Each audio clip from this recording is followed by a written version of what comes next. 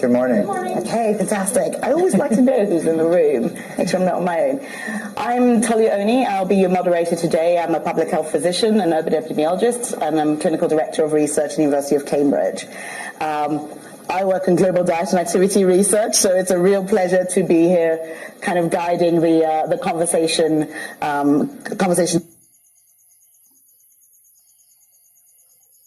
Today, which is on nutrition security.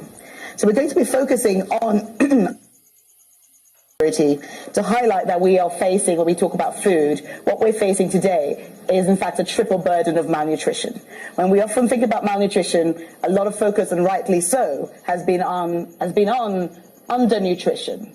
But often forgotten is that we have two other dimensions of malnutrition, nutrition deficiency, and critically overnutrition, overweight and obesity.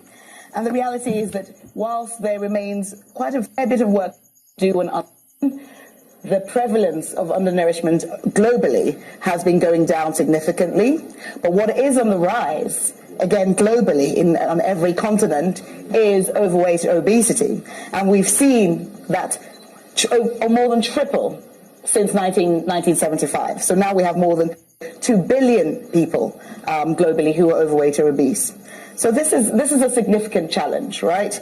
Because we know that poor nutrition is a significant driver of non-communicable diseases, and we're seeing this on the rise globally, including in low and middle income contexts. Now with COVID, that has brought home to us that when we talk about obesity, when we talk about nutrition, we're not just talking about a siloed, non-communicable disease, something that's separate. But it really unearthed something we've known for a long time, which is that malnutrition also increases the risks of infectious diseases. And we saw this in COVID, where countries that had over 50% of overweight and obesity had 10 times higher COVID mortality than those that didn't.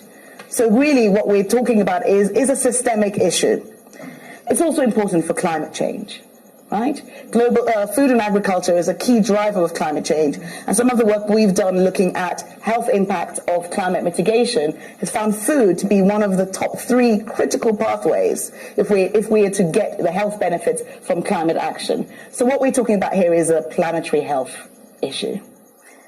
Have I sufficiently painted the gravity of the issue, right? This is not simple issues. And the scale of the systems transformation we will need is immense. But let's say in no uncertain terms that the alternative path of not doing anything is untenable. Because what we have is incredibly hidden costs both to health and to the planet, over and above actually what we're spending. So on one hand, the cost of inaction is high. On the other hand, on the bright side, the opportunities to intervene, to actually change significantly our food system so that it works for us and for the planet are enormous, if only we can grasp that. Okay, so today we'll be talking about different aspects of the food system, particularly focused on availability, on access, and an adoption of nutritional foods. Because often when we're talking about food, we're often talking about individual behavior, but we really need to tackle some of the systemic and more structural issues if we are to really take a more systems transformation approach.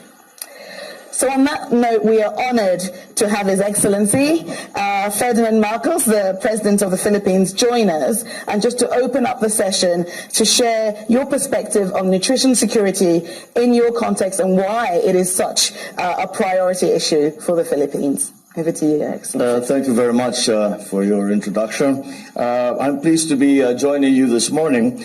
And as we acknowledge the distinguished panel experts, academics, executives, and officials who we will be hearing from during the discussion period. It is quite apropos that we hold this gathering prior to taking our midday meal for the day. For us in the Philippines, an essential and perennial component of a meal is one served with rice. Filipinos join over half the global population where rice is an essential grain, the veritable stuff of life. We simply cannot get enough rice. It was not too long ago, just over 70 years, when the Philippines embarked on an experiment to fortify rice with thiamine and other nutrients, where this experiment helped solve the severe problem that was existing in our country then of beriberi, which was a leading cause of death at the time. It's now considered as a model for public health nutrition and for rice enrichment programs in other countries. Beyond rice, we created the National Nutrition Council 48 years ago to supervise, coordinate, and evaluate the National Nutrition Program for all public and private agencies. Food security remains at the forefront of our national agenda, anchored on our vision for a prosperous, resilient, and secure Philippines by the year 2040. The overreaching goals of this administration that are to build an inclusive society when no one is hungry, where Filipinos live long and healthy lives, and where they are provided with an environment built upon trust and security, and where they can be innovative and remain smart and responsive to the problems of the day. Underscoring all these lofty goals is ensuring that each and everyone is provided with quality and ample nutrition.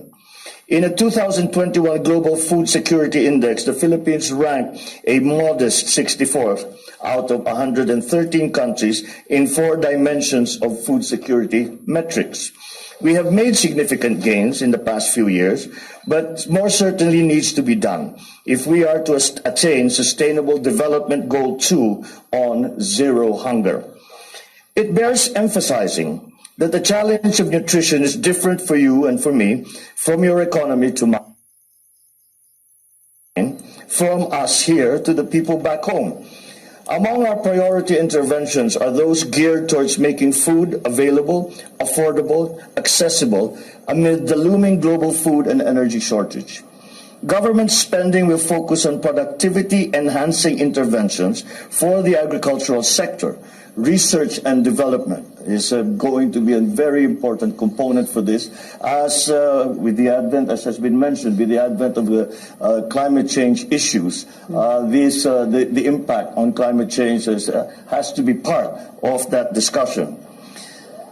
Government spending will focus on on the agricultural sector, but also it will in the distribution sector. For as all governments, we buy a lot of food to provide for our schools. There's a feeding program for children to provide for, especially during the pandemic, for assistance to those who are in trouble.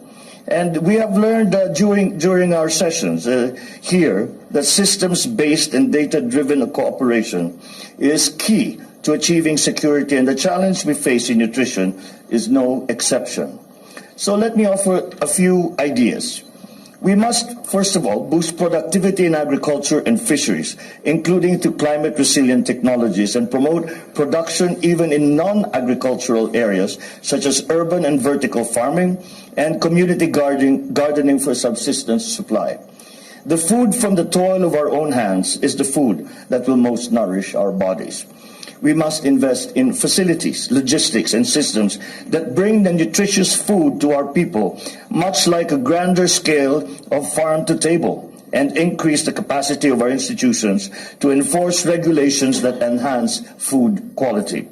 We must also cooperate to develop technologies that increase the nutritional value of our food and content and prolong their shelf life, which are sometimes contrary goals. And again, we count on the research and development that will be undertaken and the new technologies that will be discovered for us to be able to bridge that gap. Let us incentivize a nutritious lifestyle, promote active and health-seeking behaviors across different ages and income levels, and create an ecosystem based on the concept of green and circular economy.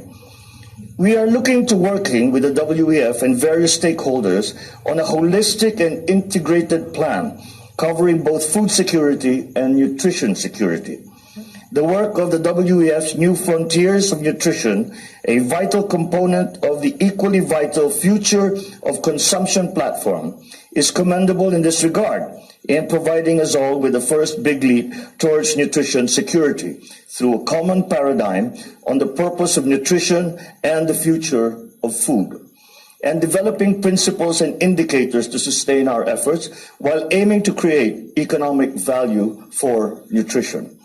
Friends and partners, I look forward to productive and insightful outcomes from this discussion today. I'm confident we will be able to arouse high impact, actionable, and collective ideas to steer us all forward on our common goal of nutrition security, not only in health and food, but especially in the quality of that food.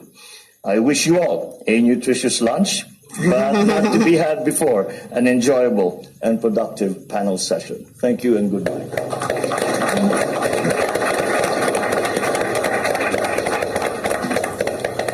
Thank you, Your Excellency, for just highlighting. I like the one word you said, which was action.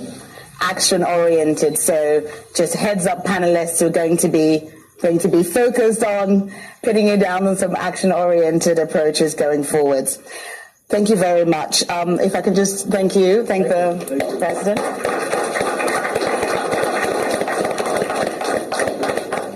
And as we are just switching up, before we move to a panel, I'd like to acknowledge the forum's Future of Consumption platform and the New Frontiers of Nutrition initiative, which the President mentioned earlier, for their role in bringing these partners together to look at how we can improve nutrition security. So without